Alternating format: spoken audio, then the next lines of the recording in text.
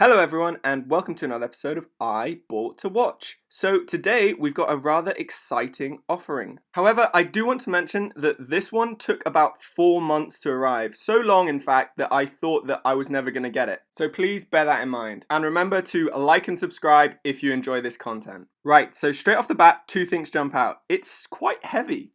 And also, it comes in some quite reasonable packaging, which is very unusual for AliExpress offerings. This always makes me a bit nervous because it means that they spent a bit more money on packaging, which they could have spent speccing out the watch. Especially when you bear in mind that this one came to a total of just £55. The packaging is quite simple. It is just a cardboard box coated in this textured plastic, which actually is a little bit dirty here. But to be honest, is miles above the typical bubble wrap in a parcel bag that I'm used to from AliExpress, and they have gone through the effort of inlaying the Didun Design logo on the box lid. Opening the lid, we see a protective layer of bubble wrap and our first glimpse at the watch. Alright, let's take it out and get a closer look at what we got. Bit of a tight squeeze. Oh, and just to mention, I have removed 4 links from this bracelet so that it has already been sized for my 7.5-inch wrist. This process was thankfully very quick and easy thanks to this bracelet having screw links. Okay, let's get this box out the way and have a good look at the watch.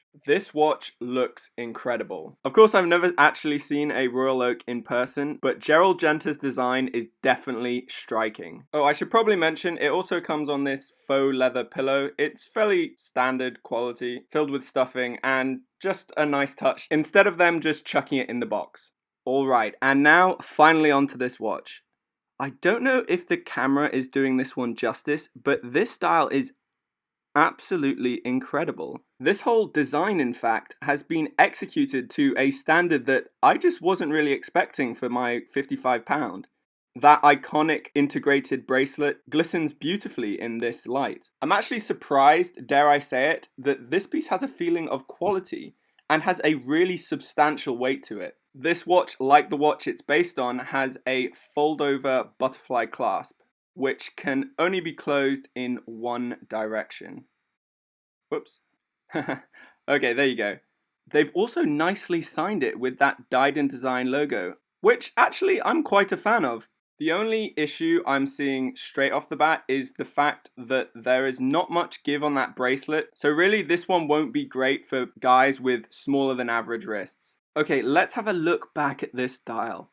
I don't know if the camera's picking it up, but the raised portion of the tapisserie dial is actually made up of concentric circles, with the lower portion having this kind of waffle texture. Honestly, I have no idea how they've done this at such an affordable price. Focusing on little details, they've also executed the crown incredibly well. It has that iconic industrial bolt shape with a nice etching of the Didun Design logo. Moving round to the case back, we have a display window which seems to show a Seagull ST 16 or 17. Back round the front, we have the iconic 8 bolts securing that fixed bezel, inspired by a traditional diver's helmet. Alright, let me just give it a wipe here. I'm getting fingerprints all over that crystal. But this design is really iconic and definitely an eye-catcher, even for people who don't know anything about watches. I feel like this one, out of all of the watches I have in my collection, whether that's a good thing or not, will definitely draw people's attention. I'm going to try and get another close-up shot of this dial because I really don't think the camera is doing it justice. There's so many interesting things going on here. The applied logo and indices look pretty crisp, and then of course the dial has that sunburst and all those crazy textures going on.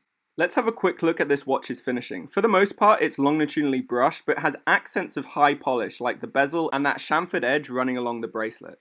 Speaking of the bracelet, this bracelet does feature screw links, which I mentioned earlier, but really do allow this bracelet to be sized quite easily.